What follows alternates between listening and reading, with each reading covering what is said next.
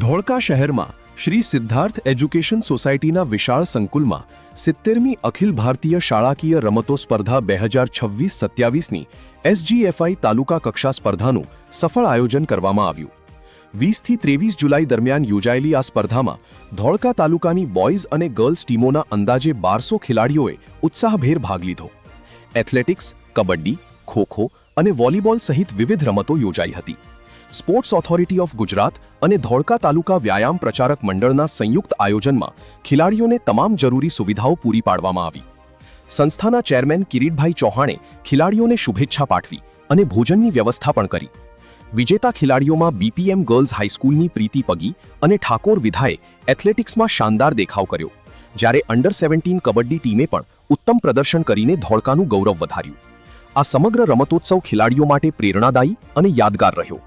Reporter Mahesh सोनारा, धोळका।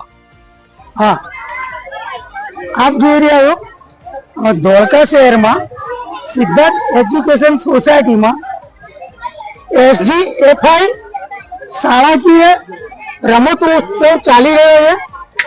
जे अनुसंधान अहींया धोळका तालुकानी विविध टीमों अलग अलग गेमों में भाग लेवा उपस्थित है।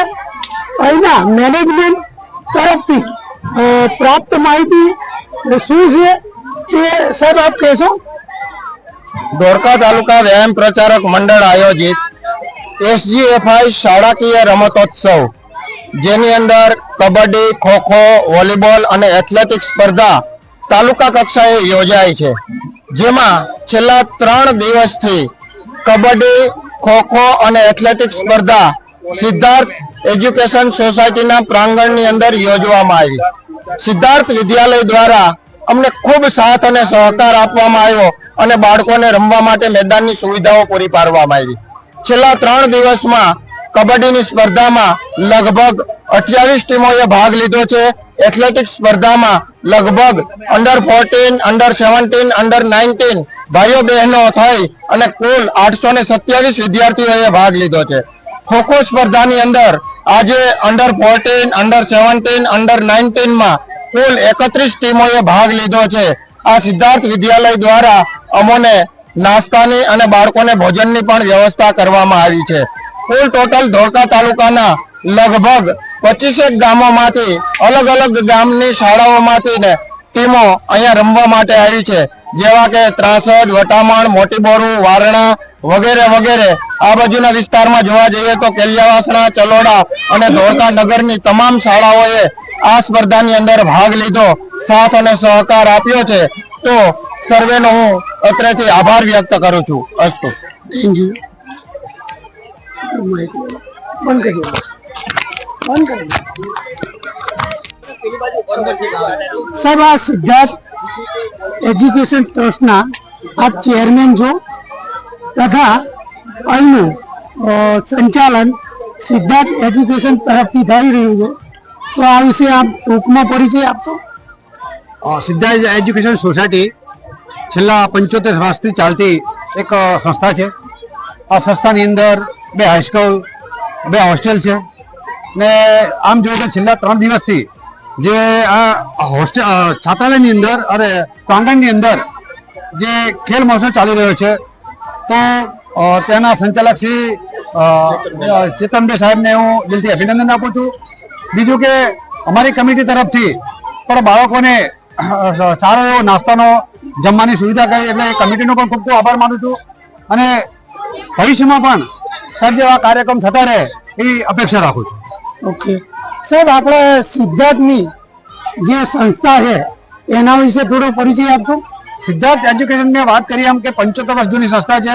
આ સંસ્થાની અંદર એમ કહેવાય કે બાબા સાહેબ આંબેડકરના પાવન પગલા પડેલા છે અને એમનાથી એક આ સંસ્થાનો ઉદ્ભવ થયેલો છે। અને આટલી જૂની સંસ્થામાં આટલું વિશાળ કેમ્પસ મારા માનવા પ્રમાણે ધોળકા તાલુકામાં પણ આટલું સારું કેમ્પસ નથી, એટલે 2 હોસ્ટેલ, 2 સ્કૂલો, એટલે ગર્વની બાબત છે કે ધોળકાની અંદર એક આવી સંસ્થા છે। ओके, अहींया अनुसूचित जाति समाज तरफथी जे संस्थाने दान दक्षिणा के जे कई मळतुं होय ते અહીંના બાળકો માટે વ્યવસ્થિત યુઝ થાય છે, એનો સદુપયોગ થાય છે. સાહેબજી છેલ્લા 1 વર્ષથી અમે આ કમિટીમાં આવ્યા છે. ત્યાર પછી એક સમાજે અમારી પર વિશ્વાસ મૂક્યો છે કે ખરેખર સંસ્થા માટે આ લોકો કામ કરી શકે એમ બિનહરીફ અમારી વાણી થઈ છે. તો સમાજે જે અમને રૂપિયો આપે છે એને 1 રૂપિયાના બદલે 1.25 રૂપિયો વાપરો એ અમારી પ્રાથમિકતા બની જાય છે. એટલે છેલ્લા 1 વર્ષમાં આ સમાજે 45 થી 50 લાખ રૂપિયા આપ્યા છે આ સંસ્થાને, અને એનો અમે કમિટી સદુપયોગ કરી રહ્યા છીએ. અમને ભોજનની વ્યવસ્થા, બીજી પ્રાથમિક સુવિધાઓ, સભાખંડની વ્યવસ્થા કે એજ્યુકેશન લગતા જે બી સુવિધાઓ છે એને પૂરી પાડવા અમે 100% પ્રયત્ન કરી રહ્યા છે અને યોગ્ય જગ્યાએ પૈસો વપરાઈ રહ્યો છે. ઓકે, બીજી કોઈ એક્ટિવિટી અહીંયા થાય છે? બીજી કોઈ એક્ટિવિટી એટલે સ્કૂલ છે તો સ્કૂલને લગતી આ બંને અમારા આચાર્યો અને શિક્ષકગણ હંમેશા કાયમ માટે તત્પર છે. બાળકોના વિકાસ માટે, સર્વાંગી વિકાસ માટે, બાળકોના શિક્ષણ માટે ક્રિકેટ એકેડમી પાછળ ચાલુ કરી છે, ફૂટબોલનું ગ્રાઉન્ડ બનાવી રહ્યા છે, એટલે બીજી બધી ઘણી બધી એક્ટિવિટી ચાલુ છે કે બાળક ના ભણી શકે તો પણ એનો સર્વાંગી વિકાસ માટે કે પાછો ના પડે એના માટે અમારા જે સ્ટાફ છે, ગૃહપતિ છે કે અમારી કમિટી છે, સ્કૂલના છે, બધા જ એના માટે એક્ટિવ છે. આપ અમારી ચેનલના માધ્યમથી સમાજને કોઈ સંદેશ આપવા માંગો? સમાજને એક સ્પષ્ટ સંદેશ આપવા માંગીશ કે સમાજે જો તમારા પર વિશ્વાસ મૂકે છે સંસ્થાની કે સમાજની સેવા કરવા માટે તો 100% તમારે એને સંપૂર્ણ ન્યાય આપવો જોઈએ અને જે તમને જવાબદારી સોંપી છે નિષ્ઠાપૂર્વક અને તમારામાં જેટલી તાકાત અને મજબૂતાઈથી એને ભજવવી જોઈએ. સાહેબ આપ કઈ કહી શકો? બોલો વાંધો નહીં. ધોળકા તાલુકા વ્યાયામ પ્રચારક મંડળ વતી આ સિદ્ધાર્થ એજ્યુકેશન કેમ્પસની અંદર 70મી SGFI શાળા કક્ષાની સ્પર્ધાનું આયોજન કરવામાં આવ્યું છે. એમાં 3 દિવસની સ્પર્ધા આપણા કેમ્પસમાં રાખી છે અને એક સ્પર્ધા અકેલિયા સરસ્વતી વિદ્યાલયમાં વોલીબોલની આવતીકાલે યોજાનાર છે. આજની ખોખોની સ્પર્ધામાં ધોળકા તાલુકામાંથી 31 જેટલી ટીમોએ ભાગ લીધો. એ બહુ વ્યાયામ પ્રચારક મંડળ માટે બહુ સારી બાબત કહેવાય કે દિવસે ને દિવસે હવે રમત ગમત પ્રત્યે પણ વાલીઓ અને વિદ્યાર્થીઓ અને શિક્ષકો, વ્યાયામ શિક્ષકો પણ જાગૃત થઈ રહ્યા છે અને આવી રીતે જ વધારેમાં વધારે સંખ્યામાં વ્યાયામ વીરો એના વિદ્યાર્થીઓને ભાગ લેવડાવે એવું અમે ઈચ્છી રહ્યા છીએ. Okay, thank you. આ હતા ધોળકા સિદ્ધાર્થ એજ્યુકેશન ટ્રસ્ટના અને SGFIના ટુર્નામેન્ટના પ્રચારકો, શિક્ષકો તેમજ પાછળ જે આપ જોઈ રહ્યા છો તે બાળકો જે સુંદર પોતાનું ખોખોનું ગેમ રમી રહ્યા છે, તેઓને અહીંયા જરૂરિયાત પૂરતી બધી સુવિધાઓ સિદ્ધાર્થ એજ્યુકેશન ટ્રસ્ટ તરફથી આપવામાં આવી રહી છે. તેમજ તેઓના આગળના વિકાસ માટે પણ તેઓ તત્પર છે. Gujarat crime news, Dholka, Mahesh Sonara. Thank you Lalu.